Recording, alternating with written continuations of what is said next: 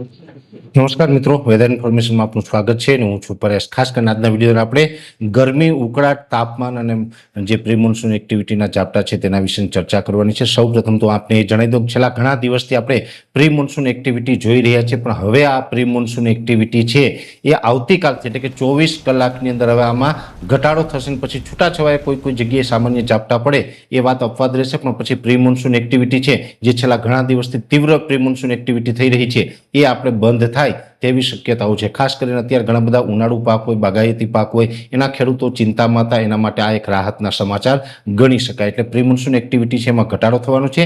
બીજી વાત, હવે આપણે ગરમી, ઉકળાટ, તાપમાન અને પવનની કરવાની છે, જેમાં ખાસ કરીને વાત કરવા જઈએ ઉકળાટની, તો ઉકળાટ અને બફારું આપણે સતત કહેતો આવ્યો છે, હવે વધી રહ્યો છે અને હવે દિવસે ને દિવસે આમાં વધારો થતો જશે, કેમ કે અરબ સાગર ઉપરથી ભેજવાળા પવનો આવી રહ્યા છે અને આ આપણે સતત ઉકળાટમાં વધારો કરે તેવી શક્યતાઓ છે। એટલે ઉકળાટમાં હવે આપણે કોઈ રાહત નથી મળવાની। 30 જૂન 2026 સુધી એટલે કે આજથી લઈને 27 દિવસ સુધી હજુ કન્ટિન્યુ આપણે ઉકળાટ અને બફારો જોવા મળે તેવી શક્યતાઓ છે। હા, એક ચોક્કસ વાત છે કે તાપમાનમાં હવે થોડુંક સામાન્ય રહેશે। આમ જોવા જઈએ તો અત્યારે એવરેજ તાપમાન છે આપણે લગભગ 35 થી 37 ડિગ્રીની રેન્જમાં છે અને આઇસોલેટેડ પ્લેસ ઉપર કદાચ 37 પ્લસ હોઈ શકે, પણ મોટા ભાગે આપણે 35 થી 37 ડિગ્રીની રેન્જમાં તાપમાન આવી ચૂક્યું છે। આ તાપમાનમાં હમણાં કોઈ મોટો વધારો થવાનો નથી, એટલે હવે હીટવેવના રાઉન્ડ છે એની આવવાની સંભાવનાઓ નથી। હા, એક ચોક્કસ વાત છે કે 8, 9, 10 અને 11 એ જે 4 દિવસ હશે એમાં ફરીથી એક વખત તાપમાન ઉંચકાઈ શકે છે,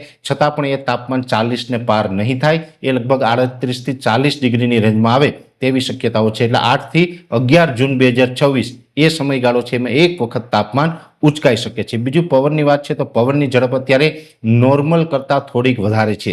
જો કે નૈઋત્યનું ચોમાસું જ્યારે પણ આગળ વધતું હોય, ખાસ કરીને ગુજરાત તરફ આવતું હોય, ત્યારે આટલો બધો પવન હોવો એ કોઈ સારા સંકેત નથી। આ પવનની ઝડપ છે એ સમય આવતા ઘટવી જરૂરી છે। જો કે અત્યારે વાત કરવા જઈએ તો અત્યારે પવનની ઝડપ છે એ 22 થી 25 કિલોમીટર પ્રતિ કલાકની ચાલી રહી છે। ગસ્ટિંગ છે 26-27 સુધી નોંધાઈ રહ્યા છે, એટલે સામાન્ય કરતાં વધારે ઝડપ પવન ફૂંકાઈ રહ્યો છે। અત્યારે આ સિઝનની અંદર પવન છે એ 18 થી 20 કિલોમીટર હોવો જોઈએ, એની જગ્યાએ 22 થી 25 કિલોમીટરની ઝડપે પવન ફૂંકાઈ રહ્યા છે। મુખ્યત્વે પવનની દિશા છે એ પશ્ચિમની છે અને આવનારા દિવસમાં એટલે કે 12 જૂન 2026 સુધી પવનની ઝડપમાં કોઈ ઘટાડો થાય તેવી શક્યતાઓ નથી। અત્યારે જે પવન છે આ જ પ્રકારના પવનો છે એ ચાલતા રહેશે, જેની દરેક મિત્રોએ નોંધ લેવાની છે। બીજું વાત એ છે કે 12 જૂન સુધી ઘટાડો નથી થવાનો, પણ 12 જૂન પછી જો ઘટાડો થાય તો એ સારી વાત છે। જો ઘટાડો ન થાય તો ચોમાસું જે આગળ વધી રહ્યું છે એને ઉપર ક્યાંક અસર કરી શકે। જો કે ચોમાસું છે